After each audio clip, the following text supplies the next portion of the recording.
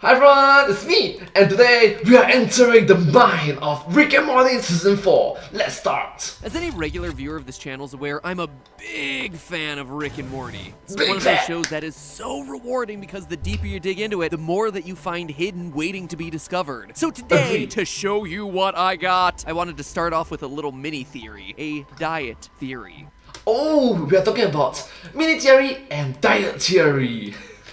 If you will. Diet because, well, it was something discovered and confirmed about 2 years ago, but I'd never seen it until researching for this episode and thought it was super cool. This video came out in the year 2019, which means it's 2 plus 3, 5 years ago. Involves this guy right here. Let's call him Rainbow Suspenders Guy. He's a character featured in the background of a lot of Rick and Morty episodes, as far back as episode 2, Lawnmower Dog. He's in Close Rick Counters, season 1, episode 10, On a Bus, and even the first interdimensional cable episode protesting the rights of trunk people to marry whoever they want to. Trunk people could get married. Who needs it? Leave him alone, Suspender Guy. Love is love. But even before I knew that this guy was involved in some interdimensional conspiracy, his shirt always rubbed me the wrong way. I mean, clearly those are meant to be football laces, right? But then why do some of them look more like Roman numerals? Oh! That's because they are. Apparently, this guy was originally intended to be an elaborate crossover mechanism with another of my favorite shows, the secret message-filled Gravity Falls. Now, I've covered these two universes colliding a few years ago, but this actually is something completely new and disconnected from all of that. You see, Rainbow Suspenders here was meant to span both of those shows, with his appearances on Rick and Morty containing half of the secret code spelled out in Roman numerals on his chest, with the other half existing in Gravity Falls. The code his shirt was originally meant to spell out? Well, I'll let Alex Hirsch and Justin Roiland, creators of both of their respective shows, explain it. Like, what are the odds that you and two of your friends all have television shows at the exact same time, right? So we're like, let's do something weird. Whoever cracks our code first is probably somebody who, like, stays at home a lot and is always watching TV and spends a lot of time on message boards, and maybe they spend this time kind of secretly away from social situations because maybe they're a little nervous around people. Maybe they just need a little confidence in their life.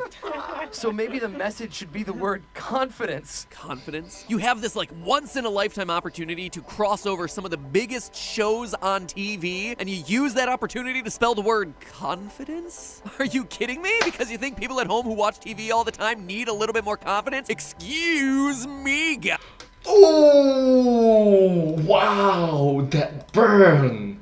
Excuse me. I'm sorry. No, genuinely, I'm sorry. I'm sorry. I'll have you know that I sit at home and watch TV all day and have plenty of confidence. My cup runneth over with confidence, thank you very much. Anyway, Gravity Falls ended its run before this could ever happen, so this never actually played out and the code went unfinished. At least, it went unfinished until the release of the Rick and Morty video game, Pocket Mortys. Basically, it's Pokemon, where Rick is going around collecting different types of Mortys, trying to be the very best like no one ever was. To catch them is my real test. To train them is my goal. My cause. I'm sorry. Complete with Morty evolutions and everything. Gotta catch 'em all, Pocket Pokemon. Morty! Now this game is a gold mine for theory content. I'll probably end up talking a lot about it sometime in the future, but I bring it up here because it's the end of our little story. You see, the longest Morty evolution chain in the game involves Mortys wearing differently colored shirts. Blue, then evolves to red, then orange, then evolves to green, purple, and finally, rainbow. And wouldn't you know it, but Rainbow Shirt Morty has a familiar looking t-shirt instead of suspenders. This time, the laces on the football are the Roman numerals 18, 1, and 13. You could probably figure it out from there, but to seal the deal in battle, you actually get to see the back of the shirt, and it gives you the code A equals 1. So that means it's a simple substitution cipher that gives us the letters R-A-M. Apparently, Justin Roiland's a big fan of Dodge Ram trucks. Or maybe RAM as in the computer RAM, like CPU, processor, that kind of RAM. Maybe, right? Or it's actually just short for Rick and Morty. Still Rick and Morty. really cool to see the whole thing finally get used, even if the final message is a bit anticlimactic. But here's my favorite detail of this whole thing. Waiting at the top of that football design is a pattern that should look pretty darn familiar. The Illuminati's all-seeing eye, or, as fan of Gravity Falls will recognize it, the all-powerful evil pyramid of power. Bill Cipher! Wow, that reference. Oh my gosh, that's just brilliant. Bill Cipher. Which means that, while Gravity Falls may long be over, its most infamous character continues to loom large over some of the best animation content currently happening on TV. The hope, my friends, is still alive. Hello, Internet! Welcome to Film Theory. Hello Internet! Hello everyone! Welcome to Film Theory! Hello! Where I cannot That's a pretty long intro. wait for season 4 of Rick and Morty. Half the season you deserve. All the season we could handle. All the season we could handle? Yeah, right, Adult Swim. You and I both know that you are chomping at the bit to get as much of this show on the air as possible. Heck, your whole programming strategy would probably just be filling out blocks with Rick and Morty if you could, but I know what's really going on. You're just afraid of it running into the holidays. Even though losing viewership during the Christmas season is a complete myth in today's era of content on demand, it is a fallacy of traditional media. Get with the times, guys. Sorry, I'm just salty because 5 episodes of Rick and Morty is not enough. I want as much Rick and Morty poured into my eye holes as possible. I can handle it. Mainline it into me. Anyway, even with just 5 episodes, there's still plenty to get excited about from the season 4 trailer. Assuming the show isn't doing the thing where it's trolling us and none of this actually appears in the season, which is totally something we all know that they would do. What I liked most about the trailer, though, was the return of some of the most memorable side characters in Rick and Morty history. We've got Gearhead over here, apparently having forgiven Rick for ripping out his, more sensitive gears. Okay, so technically speaking, it's like sockets, gears, nuts. You get the point. E-Seeks are back and causing havoc again. Yes, sirree! And of course, we've got everyone's favorite, Mr. Poopybutthole, who apparently has gone on some sort of tenure track and become a sort of college professor. Now, in case you don't remember, our top-hatted little tube buddy over here was first introduced in my personal favorite Rick and Morty episode of all time, Total Recall, from season 2, wherein the Smith household gets overrun by parasitic aliens disguising themselves as friendly characters. They do this by implanting false memories into your brain so that you don't kill them. Morty eventually figures out that the parasites can only create good memories, so the Smiths end up shooting all the characters they don't have any bad memories of, which is basically everyone except each other. But then there's Mr. Poopybutthole. He's one of the many characters who shows up for the first time in this episode, alongside a snap-happy dinosaur, an anthropomorphic pencil, and a reverse giraffe. You know me, I'm Reverse Giraffe. But when he's shot at the end of... Get it. Giraffe, the neck is long, not the body. But if it is reversed, neck is short, but the body is long. The episode, instead of turning into a parasitic form we see from all the other wacky characters, he starts bleeding and crying, and then ends up in physical therapy because of his wounds. The episode ends with the devastating line, He told me to tell you he's sorry you didn't have bad memories of him. Now, this episode isn't just funny, and it isn't just one of the most interesting sci-fi premises I've seen on TV in a long time. It also leaves us with a burning question. What is the deal with Mr. Poopybutthole? I mean, sure, he doesn't shrivel up, meaning he's not a parasite like all the other characters, but then what is he really? He could still very much be a parasite, just a different type of one. And you don't have to take my word on that. It's actually a theory that was offered up by the series' co-creator Dan Harmon. Quote, and it's a long one, but I think it's worth covering it all, I'll give you another theory. How about Mr. Poopybutthole? Just as where there's flies, there's spiders. Wherever there's parasites start blooming, Mr. Poopybutthole is a different species who's more benign or more advanced. He subsists on lives like the way that hermit crabs steal other shells. Maybe Mr. Poopybutthole takes advantage of the holes put in your memory and kind of burrows into those pre-existing holes. And the same powers that allow him to do that allow him to directly talk with the audience. End quote. Now, let me make this clear. Dan Harmon at the beginning of this quote does indeed say that this is just a theory. He doesn't say that. He said that it's a theory, but not a film theory. I'm sorry.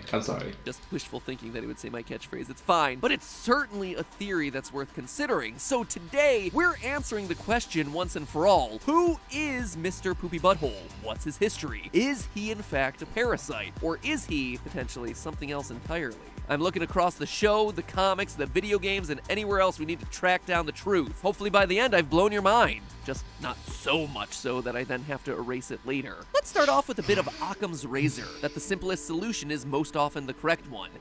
Occam's razor. This is an episode where a lot of parasitic characters are first introduced, and Mr. Hole happens to be introduced in that episode. Ergo, he's most likely a parasite. It makes logical sense, certainly, but that definitely isn't any sort of proof. For that, we actually need to look at Mr. Poopy's behavior. Very quickly, things start to look a lot more suspicious about this guy. Mr. PBH appears to have memory manipulation powers similar to, if not stronger, than the other parasites. At the beginning of the episode, we watch the usual Rick and Morty credit sequence consisting of a compilation of made-up adventures and a few cuts from real episodes happening that season. Except this time, there's one major change. Mr. Butt is suddenly in each of those scenes. Now, we can't really judge the truth of those made-up scenes, but there is one moment in particular that's worth calling out. Late in the credit sequence, we see Mr. Poopybutthole alongside Rick and Morty decked out in their Mega Man realness from the episode Look Who's Purging Now. Those are canonical events from Season 2, Episode 9, but we know for a fact that Mr. Poopybutthole wasn't present. Therefore, he has to have some of the same powers of fiddling with memory that all the other parasites have. Except his powers with memory are even stronger because here, he's not just straight up creating a new pleasant memory out of the blue like the other brainworms, but he's instead inserting himself into the memories of an unpleasant life experience. So it seems like maybe Dan Harmon was trying to tell us something when he spoke about a more advanced form of parasite. Wow, it's almost like the guy created the show and has thought through these things. Oh, burn! Ah! So refreshing, actually. Beyond that, Mr. Poopybutthole does behave similarly to other characters who are confirmed to be parasites. Throughout the episode, the normal parasites demonstrate one key behavioral pattern: create confusion so they can multiply and convince Rick to lower the blast shields, thereby allowing them to escape. There's only supposed to be 6 people in this house. You sure about that, Rick? I'm begging your pardon, Master Rick, but I seem to recall a great deal of confusion surrounding that number. Mr. Poopybutthole does the exact same things. He starts by downplaying the problem with the parasites early on in an attempt to get the family to stop their hunt. Maybe you got the first one in time, Rick. He then expresses his concern once the blast doors are lowered. Ooh, gosh, it feels claustrophobic. But it's his next line here that's particularly memorable. It's at this point, and only at this point once the blast doors have been lowered, that Mr. Poopy causes everyone to hop into a flashback memory. Reminds me of that time we all got stuck in the elevator together. You remember that? It's the story that prompts everyone else to take their eyes off the current situation and start flashing back into memories, which in turn prompts the arrival of the first of an onslaught of new parasites, Cousin Nikki. He's walking here! And it's Nikki's arrival that causes Beth to suddenly summon the next wave of parasites, starting with Mr. Beauregard. Let me make this perfectly clear. None of this would have happened without Mr. Poopybutthole. Uncle Steve is the parasite that we see in the cold open, but he's isolated. He isn't attached to any other memories that are bringing in other parasites, and he's dead before he can bring in anyone else. Not only does Mr. Poopybutthole doubt that there are any more parasites in the house at the beginning of the episode, but he then goes on to provide the means for them to multiply in the Smiths' brains by opening up those floodgates of false memory. It all begins with him.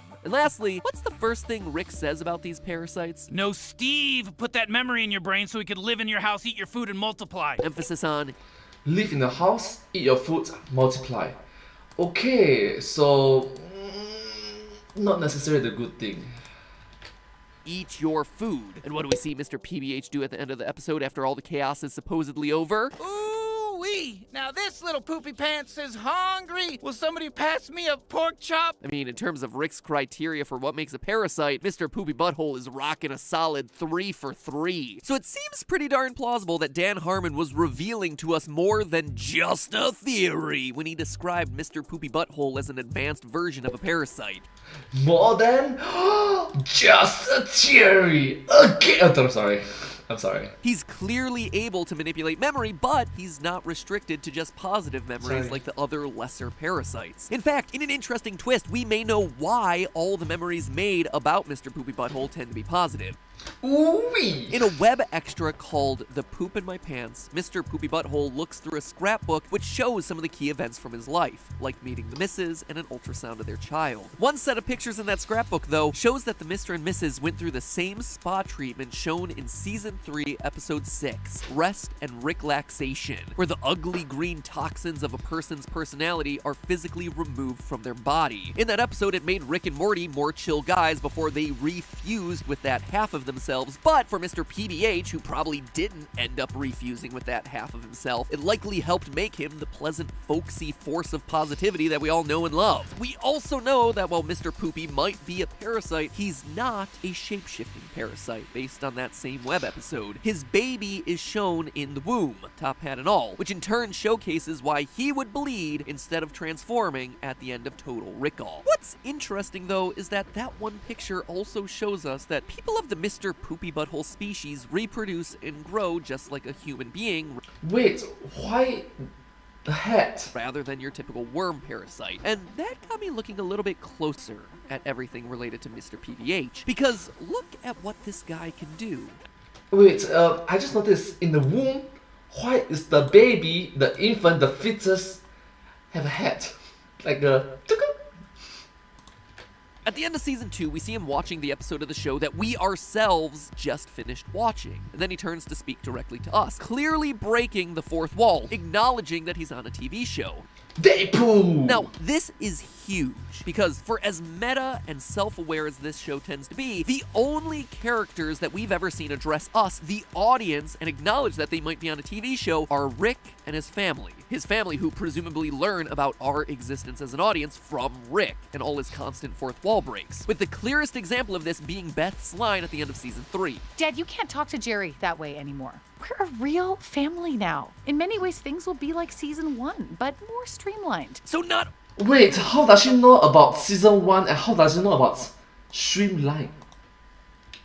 Only does Mr. Poopybutthole have an ability that is only possessed by the Smith family, but now look at what he says. Tune in to Rick and Morty Season 3 in like a year and a half or longer to see how we unravel this mess. Ooh-wee! He uses the pronoun we, and in the Season 3 tag, we see all sorts of pictures with him outright labeling the Smith family as his own family. Now, that could all just be a casual usage of the word family, right? He's a close family friend, he considers himself a close part of this familial unit, or heck, he's acknowledging we as in the show, we, Rick and Morty. But the more you look at it, the deeper the relationship between Mr. PBH and the Smiths appear to be. Look at the Season 3 episode, Morty's Mind Blowers, an episode dedicated to all the memories that have been erased from Morty's mind because they were so traumatic or embarrassing. Each memory is color-coded. Red are the ones for Rick's mistakes, blue are ones that are Morty's mistakes, and purple are coming from the family's mistakes.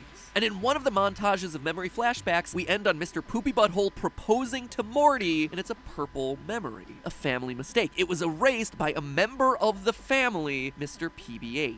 Now, here's where things start to really heat up. In the break after Season 2, which ended on the cliffhanger of Rick being brought to prison, a website was built showing how the Galactic Federation was monitoring the rest of the Smith family. It's a fun little website with additional content and Easter eggs. There's even like a Watch Mojo style video listing out the top Gromflamite jobs in the Federation. But what... Yes, to be honest, it's quite cool that they created an ARG website that we, the audience, can play around with. It's just a very cool Easter egg to have. What's interesting for our theory today is the surveillance that they do on Mr. Poopybutthole, which is kept under the hashtag classified information section of the website. The comment on Mr. PB's entry is, quote, "Is this a human? It's weird, right?" So he reproduces like a human, he's mistaken as a human by a species that, well, not the brightest, isn't stupid. He feels an extra close bond to the Smith family, he's the only other character to break the fourth wall alongside him, and he can travel the space-time continuum with an ease only matched by Rick himself, a trait that Rick is literally being hunted down for by the Federation. So stay with me here. What if Mr. Poopybutthole is an alternate timeline version of Morty? I know, it sounds crazy, right? But let's stop and give it some thought. First, Rick definitely talks as though Morty is a parasite on his life. You're just a little creepy creep, you party pooper buzzkill. Boo! He also frequently refers to Morty as the stuff that would exit a poopy butthole. I'm gonna find some fuel and take a big fat Morty. It's my new word for because of today's events. So the moniker and the name are kinda accurate. And a human parasite, quote unquote, like Morty, who's been following Rick Sanchez for years, would absolutely have the knowledge of them being on a TV show. He would have access to an interdimensional cable set to watch his own series, and he would also possess the teleportation ability that Mr. Poopy seems to possess. So you're trying to tell me that these two are actually related. Interesting theory. Tell me more. So that explains the level of knowledge that this one side character has, but it would also explain the closeness that he feels towards the Smith family, despite seeming like this outsider. There are also some surface level similarities that are pretty easy to point out. Morty and Mr. Poopy Butthole do have similar vocal mannerisms, namely Morty's tendency to stammer, and Mr. Poopy Butthole's elongation of words. Listen to Morty stammer. Whoa, what is it? And now compare that to Mr. Poopy Butthole's speech pattern. Got my GED. Even their stock Wow. phrases of Oh, jeez. and Ooh-wee. are Oh my gosh. It's like, oh jeez. Ooh wee. pretty darn similar. We also know from Mr. Poopy Butthole's scrapbook that he's Jewish, as his wedding was officiated by a rabbi and he steps on a glass at the end of it. Now, we don't know anything about the Smiths' religion other than Rick's very cocky atheism, but he does mention in this moment of total Rick-all, Why don't you make me implausibly naive pubescent boy with an old Jewish comedy writer's name? it doesn't mean that Morty is necessarily Jewish, but, you know, it's a start. Now, you might be calling this ridiculous. Mr. Poopy Butthole can't be a Morty because he doesn't look like a Morty. But we know that Mortys come in a lot of different shapes and sizes. What about Hammerhead Morty or Lizard Morty? Not all Mortys are made in the image of C-137's Morty. And we know, based on Pocket Mortys the video game and the episode Close Recounters of the Rick Kind, that a blue-shirted Morty absolutely exists, just like the color that Mr. Poopy Butthole wears. But there are other biographical details that we get from the Poop in My Pants that take the parallels between Morty and Mr. Poopy Butthole from interesting to uncanny. We learn from his scrapbook that Mr. Poopy Butthole went to Henry Herpson High School, same exact school that we see Morty going to. Oh my gosh. The coincidence. It gets real. Really real. Of course, he goes to one that's under the control of the Galactic Federation, as we can tell from the flag hanging outside the building. This alternate reality that Mr. Poopy Butthole lives in also has Cronenberg creatures, since we see Mr. and the future Mrs. Poopy Butthole on the back of a Cronenberg. Remember, the Cronenbergs are those twisted nightmare creatures with arms and legs coming out of everywhere, but they wouldn't exist without a Morty in that universe, since Morty's desire to date Jessica and Rick Potion number 9 was the root cause that led to the Cronenbergs in the first place. But the kicker here is on the page of the scrapbook where we see Mr. Poopy Butthole's son being born. There's a congratulations card shown to us that, when we look very carefully, is signed by Summer. So that establishes a strong relationship between Mr. Poopy Butthole and Summer. But here's the catch. It can't be the Summer that we know from Earth C-137. Look at the prescription written next to the picture of Mrs. Poopy Butthole's ultrasound. The date on the prescription shows us that it's from the year 2345. Now, this is important, because for all of the sci-fi madness that Rick and Morty has, one thing the creators have sworn off is time travel. Yes, even though you can travel dimensions, different part of you, different universe of you, but time travel is a very messy topic. Time travel can get very messy. We never mess with time travel. So much so that at the end of the episode, The ABCs of Beth, Rick outright lampshades that he didn't use time travel to get the family some pizzas. By the way, that wasn't time travel. There were just a couple pizzas on the counter. I grabbed them. Meaning that the Summer that we know and love can't be the person to have written this note. It's too far in the future. She would have been dead long before Mr. Poopy Butthole's wife got pregnant. In other words, in Mr. PBH's universe, there has to be a new and different version of Summer, since we know, based on the Cronenbergs in the pictures, that there also has to be a Morty somewhere in this universe. It could be that maybe Mr. PBH is that universe's Morty. That does give us the question of where his Rick would be, but honestly, Rick could have died. Mr. Poopy Butthole is clearly older. It's also not that hard to believe that Rick and Morty could have gotten separated separated. They get separated in a lot of different timelines. And if Mr. Poopy Butthole feels all alone in his Cronenberged world, well, that could explain why he would travel to Earth C-137 in the first place, in order to try to integrate himself into a different version of the family that he knows and loves, and manipulate their memories so he can live and stay with them. Live with them as the family that he lost in his own timeline. So is Mr. Poopy Butthole a parasite?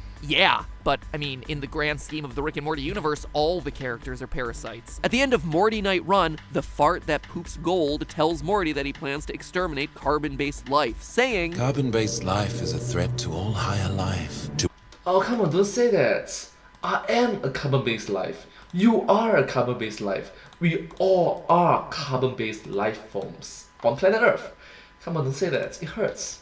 To us, you are what you would call a disease. By that appraisal, Mr. Poopy Butthole is in fact a parasite. So is Rick, so is Morty, and so are we. Wubba lubba dub dub! But hey, that's just a theory. A film theory. And cut.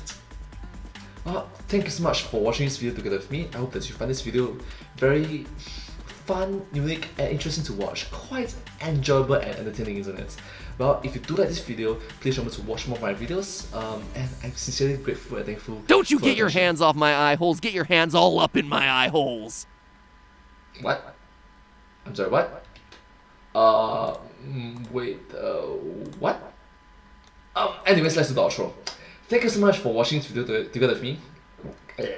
If you do like this video, please remember to like, share, and subscribe to my channel, and comment down below if you have anything to share with us. Don't forget to follow my channel, and I sincerely appreciate all of your support and encouragement for my work. It's very encouraging, motivating, and uplifting to see all your support. And yeah, it's really inspiring me to continue doing these kind of videos. Thank you all so much, and I hope to see you all in my next video. But hey, that's just a theory, a film theory, and cut.